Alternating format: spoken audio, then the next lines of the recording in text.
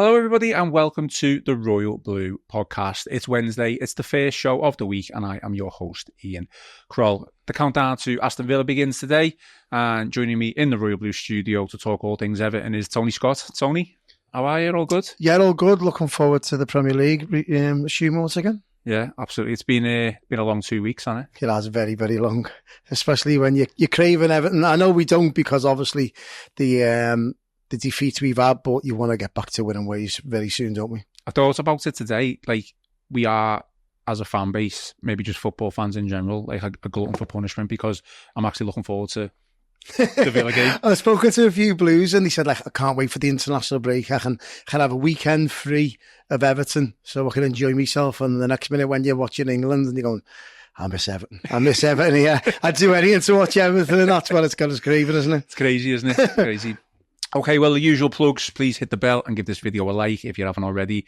And if you haven't already, please give this YouTube channel a subscribe. Your support is greatly appreciated. We're not live today, but please continue to get involved in the debate and leave a comment on this video.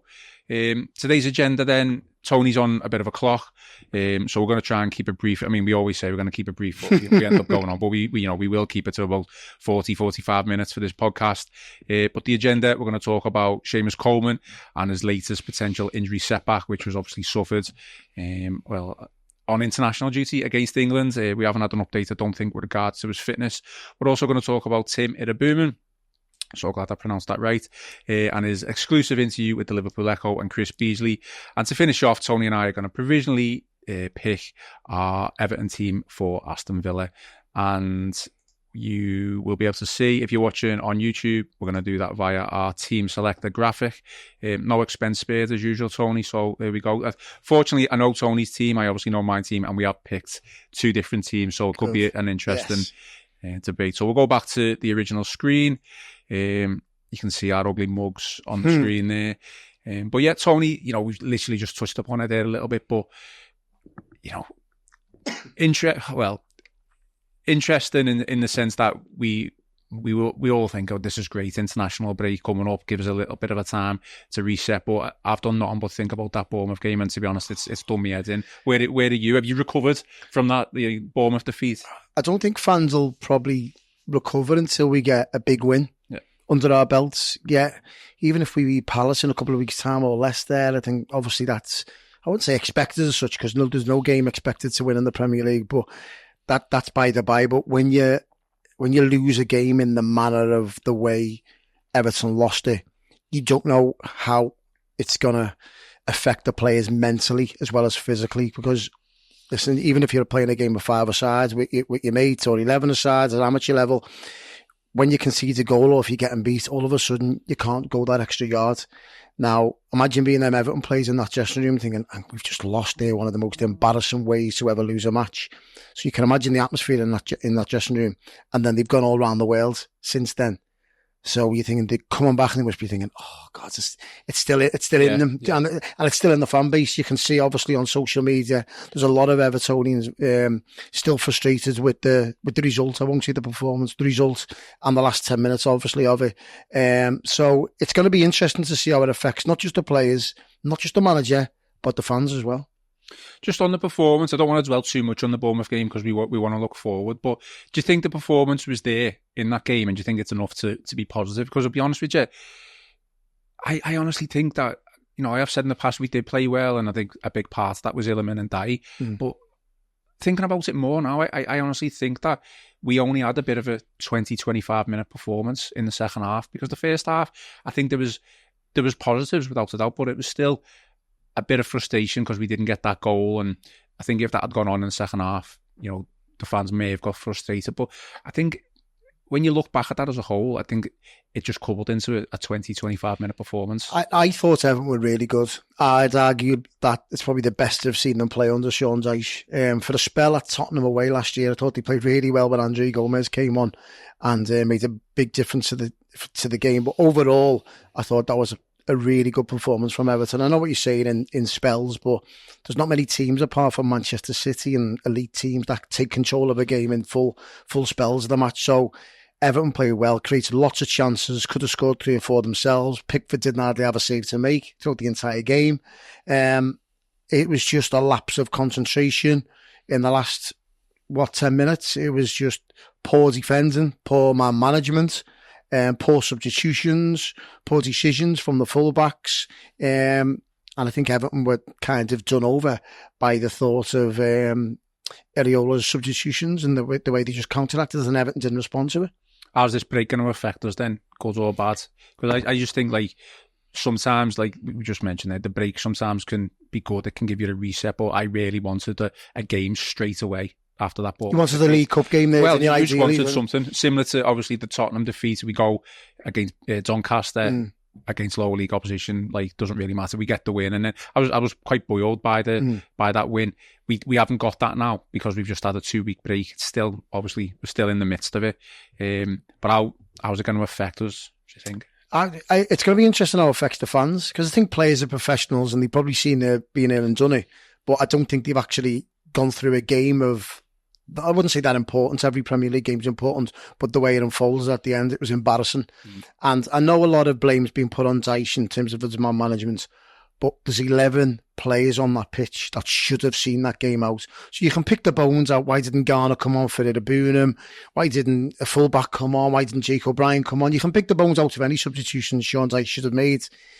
But the main factor for me is that there was 11 players on that pitch that should have seen a game of football out at 2-0 up with 3 minutes to go. That's amateurish, and I don't care what level of football you're playing. There's 11, there's arguably 8-9 internationals on that pitch. I think 6 or 7 of them have been Everton captain at one time of their careers. So there's vastly amount of experience in that side when you're 2-0 up in a Premier League match to see the game out, regardless of people tired. And the main difference is that Iroegbunam was knackered, so all of a sudden, yeah, he's a little bit experienced. He should have been sitting, obviously, on the edge of his own box instead of flying up the pitch. Mikalenko shouldn't be making overlapping runs. Coleman should have been closing players down. All these things that Everton should have been doing. So you can point the fingers at Sean Dyche in terms of man management and in terms of changing personnel. But there's 11 players on the pitch that should have seen that game out tenfold. And I think one thing I said several times is that people have a go at Ashley Young, obviously because of his age, and he shouldn't be anywhere near the first team. But it'd be interesting to see if Ashley Young was on that pitch when Everton were 2-1 down. He knows all the dark arts of football in terms of wasting time, killing games. And I don't think if he was on that pitch, he would have let some of the circumstances unfold while he was there. If he was there on the pitch, by the way. Okay, well, it's trying to put us to the back of our minds, aren't we? Yeah, let's do it there then. Let's move on to, pretty much what the podcast is. Seamus Coleman to start off with. Injury. So Everton captain Seamus Coleman was injured during Ireland's match with England, and he was taken off and obviously returned to Finch Farm and didn't play in their second international game. Don't think we know the full extent of the injury. Tell me if I'm wrong, but I don't think there's been reports that have come out. Obviously concerning to see at the time, considering our lack of quality in that position, really. Yeah, there's 2 aspects to look at this. From a selfish Everton point of view, you'd probably be trying to put Seamus in a situation where, well, hang on, we're paying your wages every week, and every time you go to Ireland, you're coming back injured or you're picking up little niggles. So that's from Everton's perspective. But if you were Seamus Coleman, you're going, well, why shouldn't I be allowed to go and represent my country? It's not my fault that you're relying on me as a first choice player to play Premier League matches at my age with my injury record. So there's a part of the blame's on Everton, why we should be heavily reliant on him. So in his defence, he should be saying, yeah, well, I want to represent my country and I've got no problem with representing my country. It doesn't matter how old I am. It doesn't matter how injury prone I am at the moment. I want to represent my country. Now, if Everton haven't made correct decisions in the transfer market in terms of recruiting a right back in the previous 5 or 6 years, that's not Seamus Coleman's problem. That's Everton's problem. The way that they've blown on money on Nathan Patterson, the way they've got Ashley Young, they've let Ben Godfrey go. All these right backs have come and gone, and Seamus Coleman's still the best there. So that's not his problem. That's Everton's problem. And I think Ireland and Everton are probably in a similar situation where there's arguably one of Everton's worst teams and probably one of Ireland's worst teams they've ever had, and they're both heavily reliant on Seamus Coleman, and that kind of says a lot for the state of where both of them are at, to be honest. But when you're getting injured quite prolifically at this later stage of your career, I mean, just to start off with, like, let's put it out on the table. I think Seamus Coleman is still Everton's best right back by far. Yeah, ahead of Patterson, even at his age, ahead of Young. But so no one comes close to that. But considering his age, considering his injury record, considering where you've just mentioned Everton's, situation where they've got limited, people at that, on the right back berth. I just think sometimes you need to be smart and prioritise what is, what Seamus prioritise? Yeah, I think so. Well, why should he prioritise? Because, he keeps getting injured for one. That's not in any other football club. That wouldn't happen. If he comes back, he gets injured. So what? There's another right back to come in. But that's not his problem. No, I agree. But he's also Everton's captain. Can we afford to have our captain not play 30, 35 games? Again, that's not Seamus Coleman's problem. I totally accept what you're saying, and a lot of Evertonians it will probably agree with you. He's got no responsibility at all. Well, he's a professional footballer that wants to represent his country, and he wants to obviously play football for Everton, and he's trying to do both. Now, because Everton are being inept in terms of recruitment in his area, in his field, I'm not going to even say under the last 3 or 4 years, with this current ownership in terms of Kevin Thelwell, you could go back to, obviously, Marcel Brands and Steve Walsh. They haven't recruited the right back decent enough to challenge Seamus Coleman in 15 years. So that's not his fault. He's allowed in his defence, maybe I'm playing the devil's advocate here too much, but he's allowed in his defence to play football for his country for as long as he can. Yeah, admittedly, he's coming back injured a lot, but if he was at any other club, there'd be a right back to just come in and slot in. But that's because Everton have recruited wrongly, in my opinion. I mean, obviously we've brought in Patterson. It's not worked out so far. Dice doesn't fancy him. It's not like we haven't tried to address the situation, is it? That's down to recruitment. That's down to, was it Frank Lampard or Rafa Benitez that brought him in? I don't know who was it. Was it Kevin Thelwell or Marcel Brands? Whoever the ownership was or whoever was responsible has made an error. There's £15 million gone to waste there by the looks of it straight away. And you can only make the countless arguments of all the right backs we bought in the past. Ben Godfrey played there for large parts of last season. We've sold him and haven't brought a right back in. It's amateurish, in my opinion. So that's not Seamus Coleman's fault. That's a football club's fault. Seamus Coleman can do what he wants. He's his own person. He can decide. I just think looking at his injury records, how many games did he play for Everton in 7 last season? For a captain of any Premier League football club, I don't think it's whether it's a good look or not is irrelevant. You just want your captain playing. I want Seamus Coleman. Again, I'll reiterate, he's still our best right back, even at the age of 35. I want him playing. I still think he could, on the right fitness path, still play 20, 25 games a season. Do you really think that with his injury record? I still think you still see players doing that now. I just think this is our biggest season. Well, probably our biggest season ever, and I want Everton's captain because he's good enough to be playing as a right back. From a selfish point of view, I totally agree. I want Seamus. I'm being selfish there. I know, because I want Seamus Coleman to say, Ireland, I'm done. Obviously, I'm picking up a lot of injuries. It's affecting my club career now.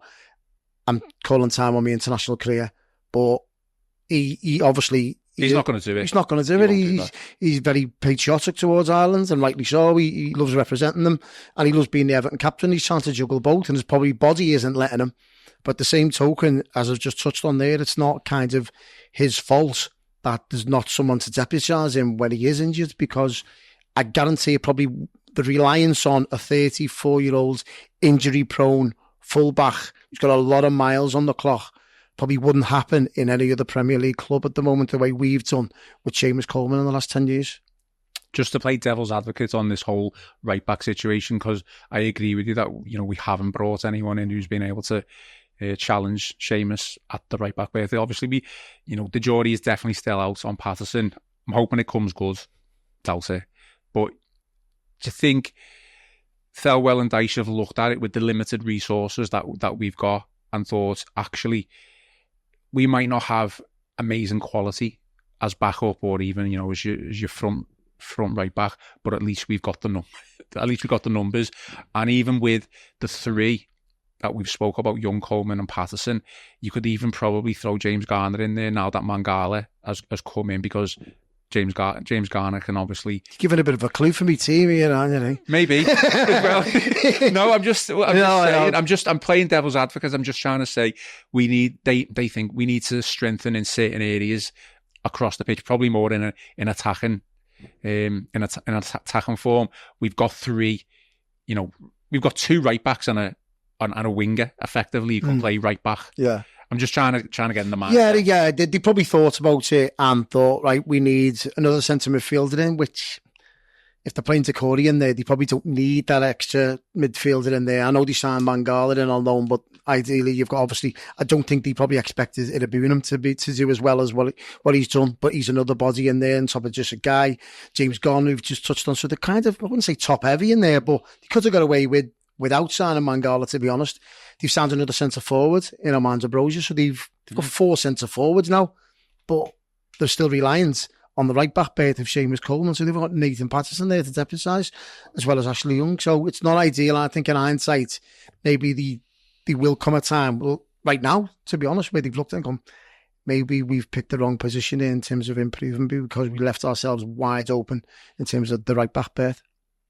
Well, just to confirm and just to finish off, I love Seamus, and I think he's, I just want him playing in that Everton team. I want him to, see out his career at Everton, which I'm sure he'd do. And I'm hoping that's in the Premier League, like we all do.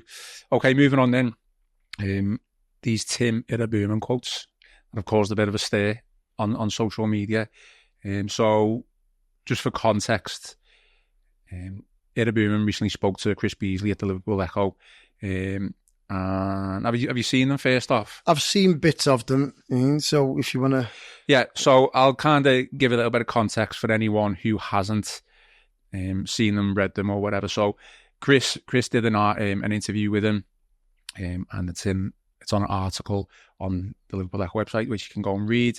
So there are a lot of positive comments in the article about working hard.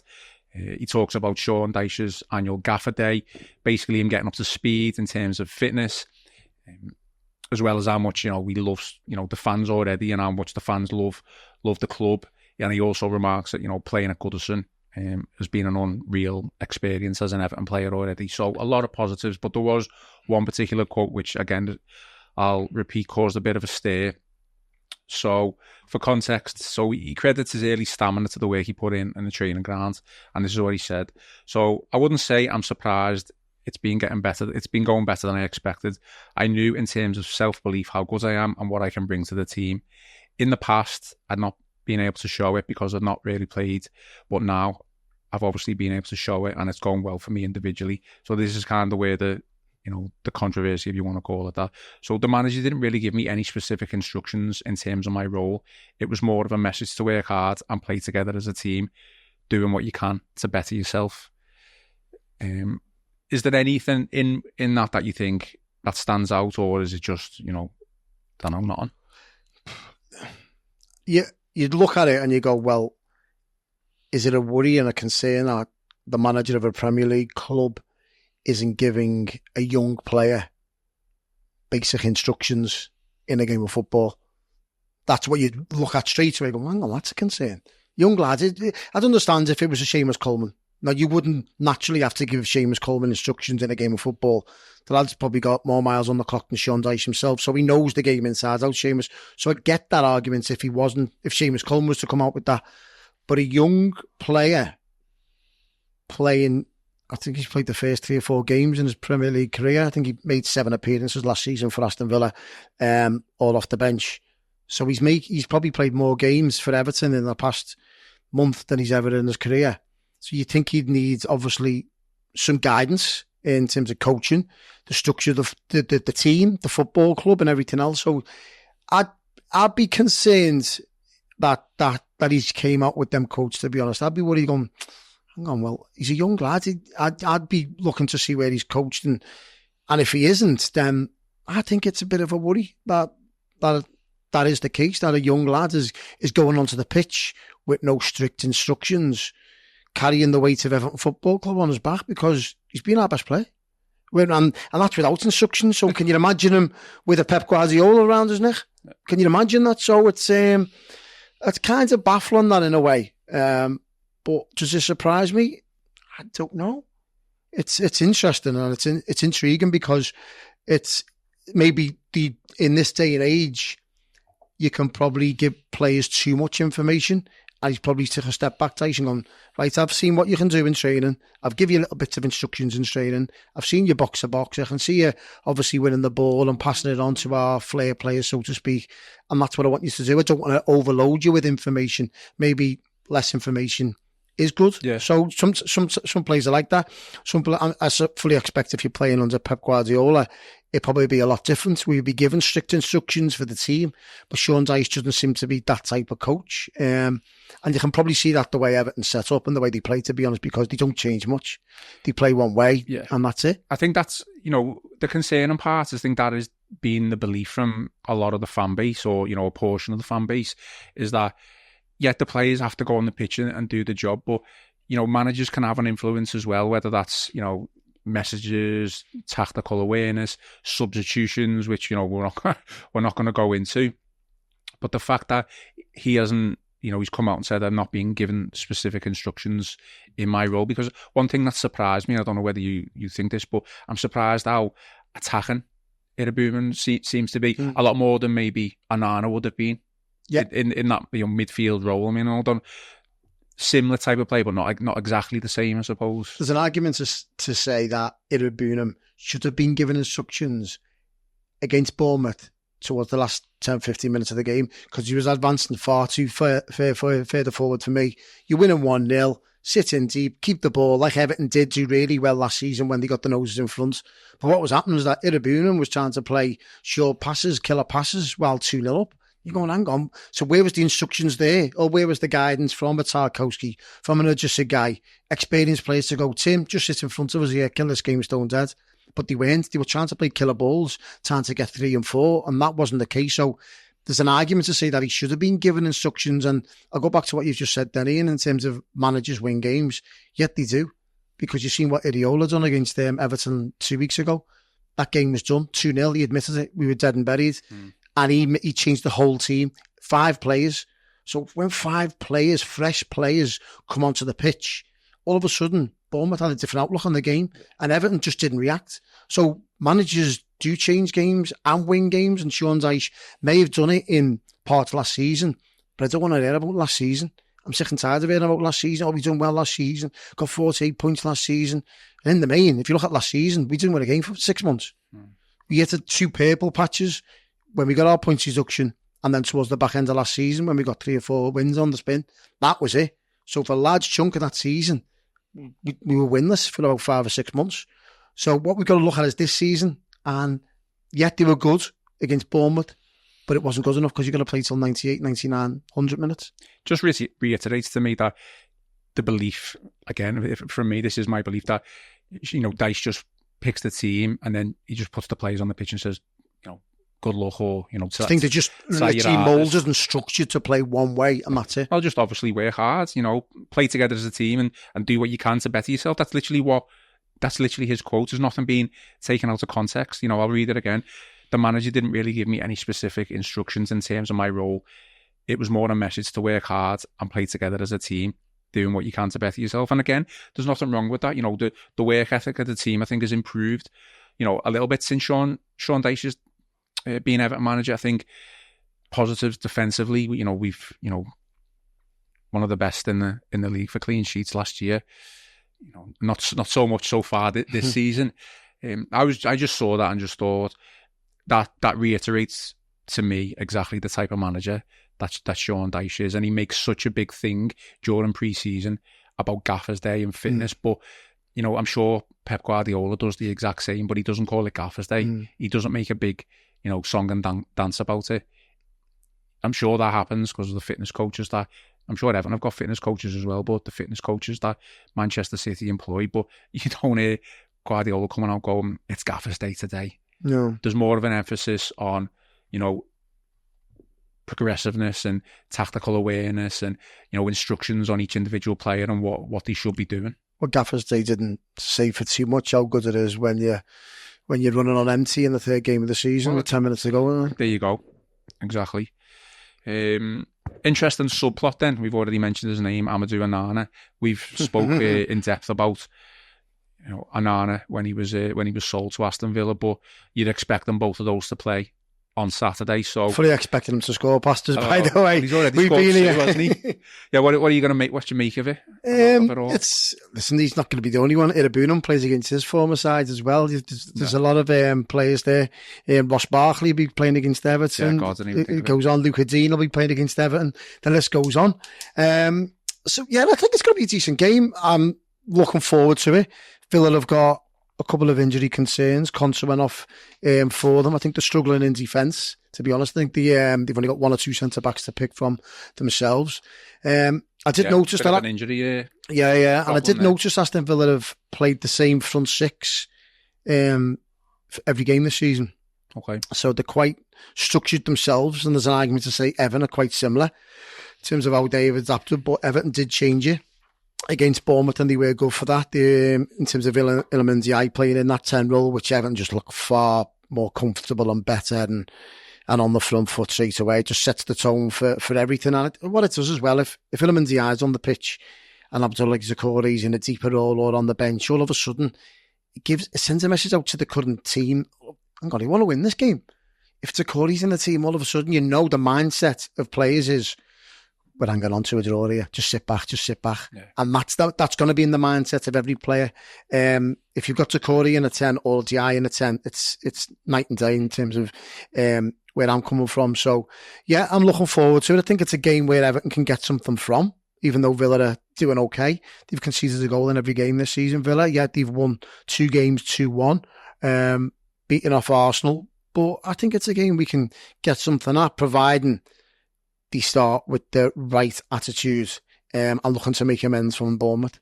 We always do seem to play Villa away dead early in the season, don't we? I don't know if that's just me. But... I sat through it last year when we got battered 4-0. It weren't good. Yeah, let's hope it's not a repeat. Okay, well, we'll move on from those two topics and we'll talk about, we'll just pick our provisional team, I guess, Tony, for Saturday. I think Sean Dyche's press conference will be at usual time on Thursday, so I'm sure there'll be injury updates. But let's pick our team based on kind of what we know with regards to who's fit and who potentially injured. We'll quickly move over to the team selector graphic. So first off, I hope I've done this right. But what formation are you going to go with? Because I think, my formation differs to yours. I'll guarantee what formation Sean Dyche will play. Okay. It won't change throughout the game. And that's my argument. Yeah. Are you going off what you would want, or a bit of both, as in what you want, but what you think Sean Dyche will do? To be fair to him, we're playing Villa away, and I'd probably go with the formation that he's actually going with, to be honest. You wouldn't go 4-3-3 against Villa, would you, to be honest? So leave yourself wide open with the likes of Tillemans in midfield, and Onana, obviously, we speak about, and McGinn and Bailey on the wing. So, I seems to score against us, by the way, McGinn, doesn't he? I know, I was expecting it. So, yeah, I'd probably, to be fair to Dyche, I'd go with the 4-5-1 if you want to put it, or the 4-4-1-1 if you play it. That's what I put down as your 4-4-1-1 if you like. And I think the team probably picks itself, but I'd put personally, in my opinion, I'd start with obviously Pickford in goal, even though he's been a little bit worrying this season. And partly for that is I don't think he's had a pre-season. I really don't. And I think Mykolenko's similar. I think Mykolenko got injured the back end of last season and didn't kick a ball after the Merseyside derby and was fighting fifth for the Euros, and he picked up an injury in the Euros, played in the Euros, come back, and he's been thrown straight into the team. When ideally, again, you'd want a different left back in just to give him a bit of a breather. And you can quite clearly see he's not fit. And again, that pre-season is knocked him. I don't think he's been fit at all. Same with Jordan Pickford. Euros hangover thing as well, though. I think you could tell how devastated he was after that final that England hadn't won the game. I think he was crying. I think there was. Yeah, he was. Yeah, of course, because he thought he had the name on it. What I will say is, when you're in defence of him, and I know you're not criticising him one little bit because he's our number one goalkeeper. I just think when you're playing, say for instance, the Tottenham game, to use that as an example, I remember watching that and we started the game off poorly. I think Tottenham had about 3 or 4 opportunities to score, chances, and Pickford made some really good saves. But then there's only so much you can do really as a goalkeeper, isn't it? But I don't disagree with you. I think he's had a tough start to the season. people could question whether he could have come for the Bournemouth, crosses that, that ended up going in. He should be, by the way, and I don't care what you say. And that's part of why Mykolenko didn't stop a cross, why Seamus Coleman didn't stop a cross, why Michael Keane and Tarkowski switched off in the box, why Iroegbunam and Guy switched off. There's a load of mitigating circumstances why Everton conceded goals, and one of them was Jordan Pickford routed to his line. Okay, so Pickford, obviously first name on the team sheet. Move on to the defence. I will put... It's going to raise eyebrows, this one. I'll put James Garner in at right back. I'm not sure if... The Villa will probably set up with John McGinn and Luca Dean down the left-hand side. But I'd combat that if Bailey swaps, because obviously Bailey's quite fast. I'd put James Garner in as a right back. If Seamus Coleman's carrying enough, I would put him there. But if Coleman was fit and ready, would you have him in over Garner? Or are you still sticking with Garner? Seamus Coleman's our best right back. Listen, if he's fully fit and he's not carrying this knock, Seamus Coleman, well, quite clear he is. He come back early off international duty, which says a lot. He'd normally soldier on Coleman, so he's not going to be 100% fit. Let's have it right. So if he's not 100% fit, I'd start with James Garner in at right back myself. He's played there for under 23 level. He's played there for Everton numerous times, and I like him. He's got something about him, bit of steelness in front of the back four, so in front of Coleman and pairing up with the centre half. So I'd start with James Garner. Ideally, you'd want Branthwaite in there, but he's not fit, so I'll probably start with Michael Keane and James Tarkowski. Now, a lot of Evertonians have been shouting for Jake O'Brien to start above Michael Keane. Now, I think Michael Keane, listen, we all know where we stand with Michael Keane. He's not the best of defenders, but in his defence this season, you probably couldn't pick holes in his performances, really, because he hasn't been at fault for him any goals, but the team just looks totally unbalanced with him in it. And that's not his fault, it's just the way he is. When Everton set up, if Jared Branthwaite's in that back four, all of a sudden, it just calms everything down.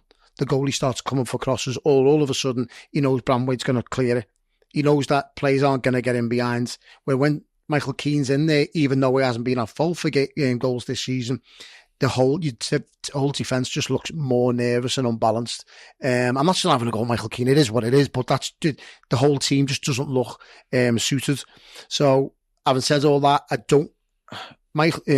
Jake O'Brien is the player that I'm just a little bit concerned about at the moment. Okay. If you're Everton and you've paid £15 million for him, yeah, we all know it's instalments and it's over 4 or 5 years. I get all that. But if you're not playing for one of the worst Ireland teams in recent memory... Did he not play on? He come on as a sub. Did he come on as a sub? Come on as a sub for Seamus Coleman. Against England? Yeah. Did he not start against... He might have done, but if you're not starting, and as it was Darryl Shea was keeping him out the side and someone else, hang on, we've just paid £15 million for a centre-back. We can't get in one of the worst Ireland teams in modern history. And then you can't get in ahead of Michael Keane, who's not the best of defenders.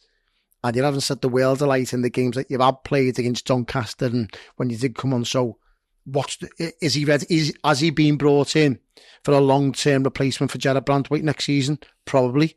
But right now, if you're in Everton's situation, you probably want him to come in right now because obviously we're light at the back. So you'd want him to come in right now, and he just looks a little bit nervous for me when I've seen him playing. When I was watching him against Doncaster, and he was coming on, it's Doncaster here. Do you know what I mean? It's like you're not up against Manchester City. You're not marking Erling Haaland. You just looked a little bit nervous for me. Yeah. And even in the pre-season games, and I know it's early days, and I'm not having a go at him.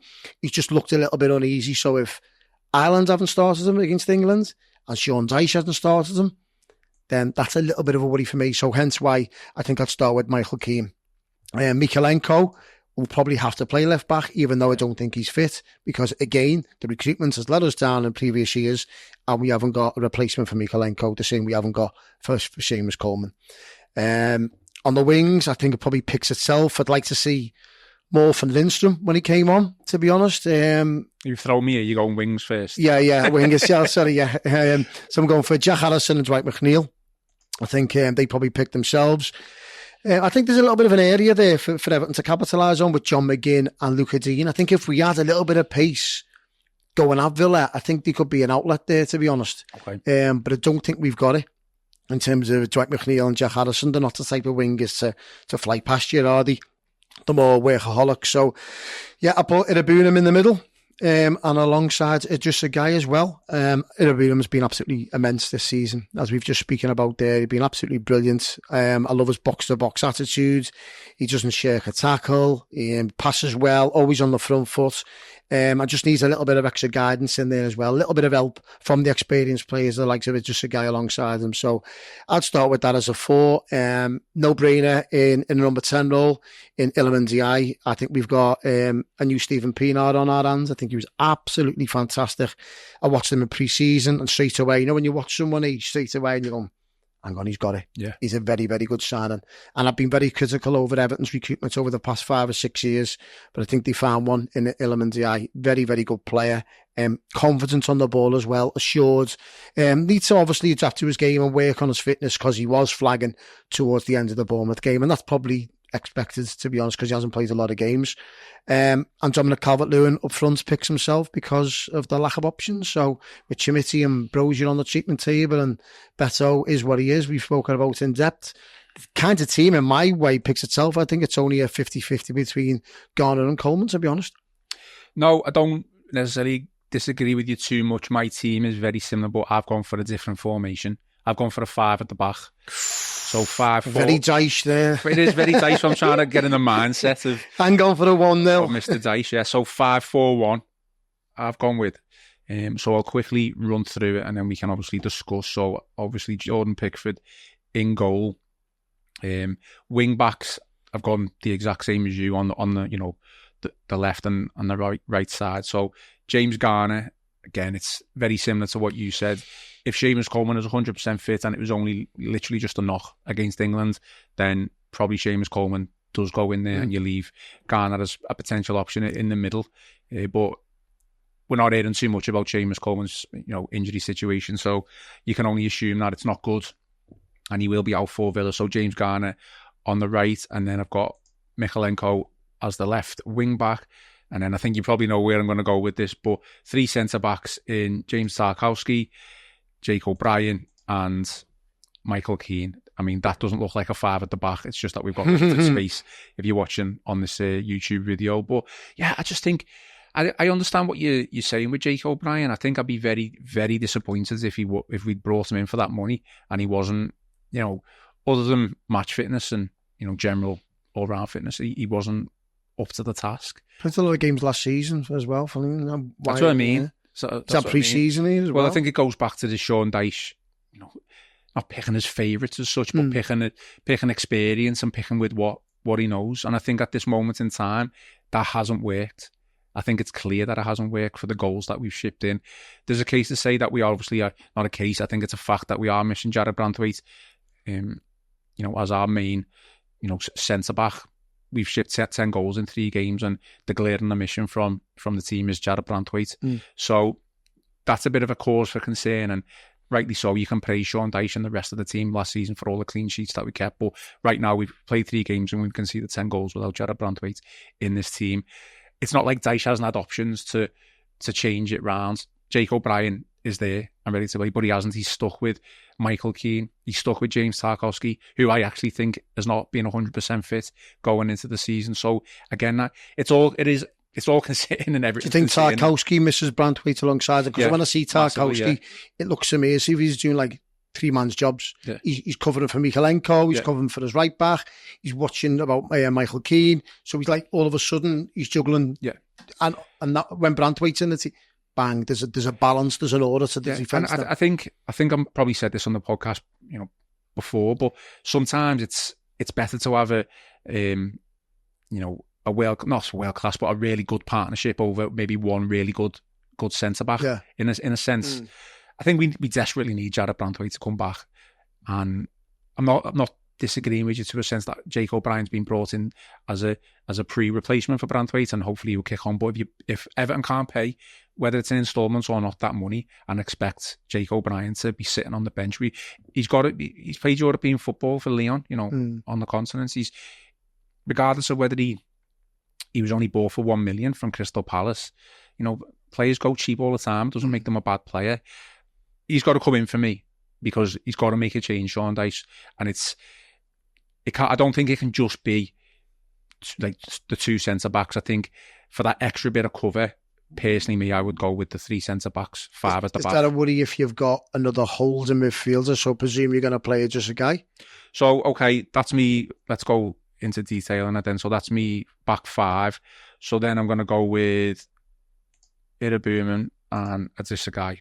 So do you think that now, to me, looks really defensive-minded? I think it is defensive-minded. 5 defenders and a defensive midfielder. I think it is defensive-minded, but what other options have we got, considering what's happened prior to this? On the flip side of that, if Everton concedes early, you may as well rip it up and walk out the stadium. Well, that is a concern, but then you go in there to...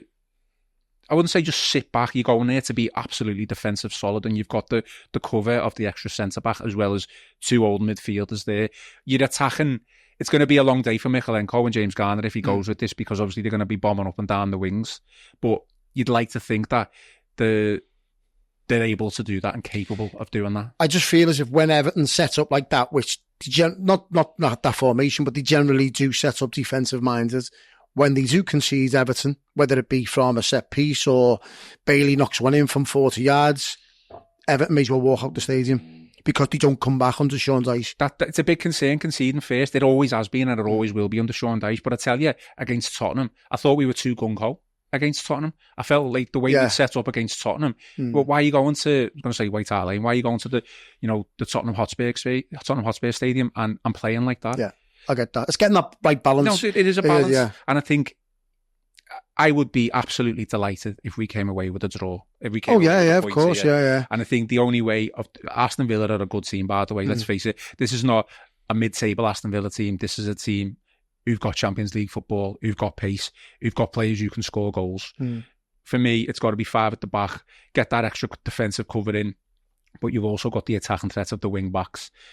Okay, let's move on to kind of the wingers, if you want to call them that. I think someone described them as this is probably an inverted winger.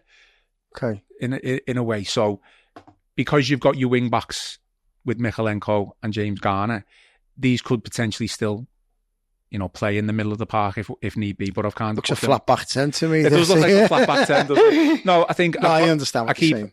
We all want Lindstrom to come in and see what he's like, but I think this game is probably crying out for someone who can work hard, track back, and I think Jack Harrison is probably the one for that. You're not leaving Illerman and Dye out the team, which I think you've said as well. So you've left Dwight McNeil out. I have actually, yeah. So why preference Harrison above McNeil? Because Harrison's more than likely going to play on the right hand side, where Illerman and Dye is going to play on the left hand side. And I'll be honest with you, I don't think Dwight McNeil started the season tremendously well. To be honest, I don't think he's struggled. I think at this moment in time, I think Dwight McNeil is caught in between whether he's a winger or whether he wants to play as a, behind the striker as a number 10.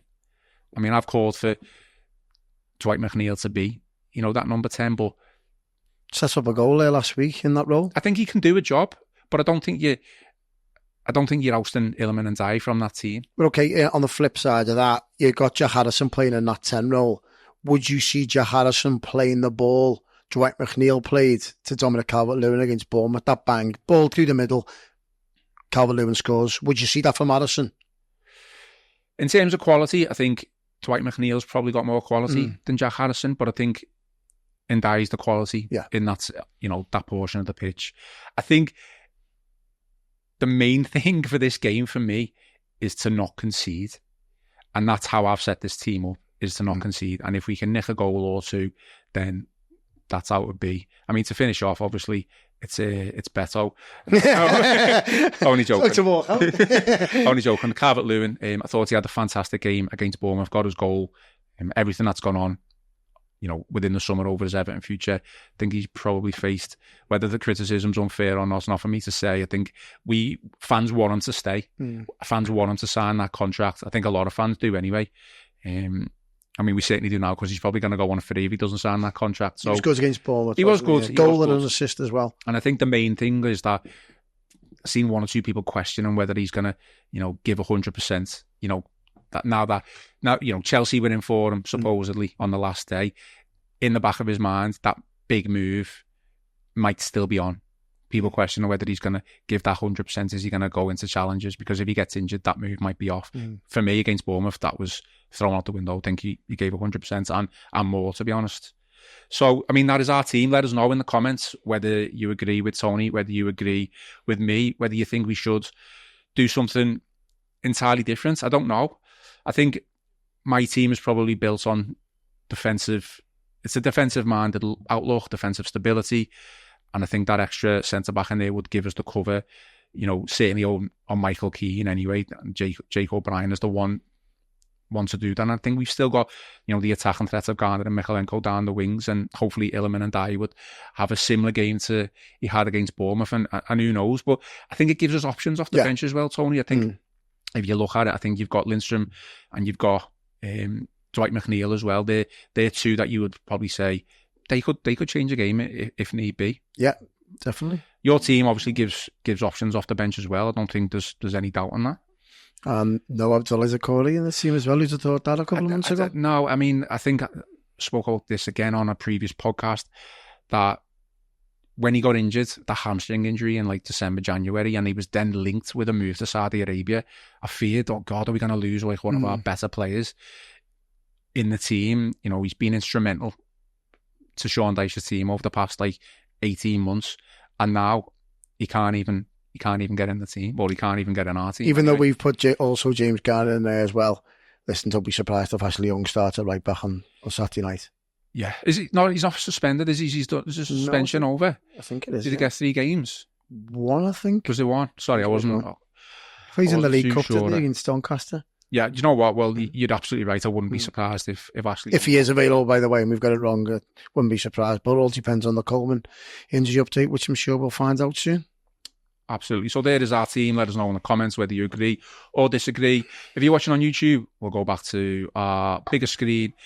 I suppose, any final remarks? Do you want to give us a prediction for Saturday? It's going to be intriguing on the performance and the results, mainly because if Everton was to lose 1-0 and play well, I think a lot of the fans go, okay, no problem. If Everton suffer a bruising defeat like they did against Tottenham, there'd be more added pressure on the manager. So it is about the performance on Saturday. I know the result. We want the result. We need points on the board desperately. By God, we do. We're pointless. So it's about the performance and the result. And if you can't get the result, you've got to get the performance, because if they don't get that either, they're in big trouble. I will be delighted with a point. I think we can get it. John will try and be positive. I'm not going to give my actual prediction on this show. I'm going to give it on Friday when I think Gavin and Joe are going to be in the studio. So I'll go 1-1 then. You're going to go 1-1? Yeah. I think that's fair. I think you've got to go, I'm looking forward to the game. You've got to go into it positive. Of course, yeah. 1-1. What's the point? I mean, I did say last week, 2 weeks ago, I'm expecting to get trounced, get beat, but the closer Everton comes, the more positive you get. All right, well, Tony, we'll finish off there. That's all for today's show. Please remember to hit the like and subscribe button on the Royal Blue YouTube channel and give us a review on Spotify. Follow us on Facebook as well, Everton FC Liverpool Echo. I've been Ian Croll, joined by Tony Scott, and this has been the Royal Blue Podcast.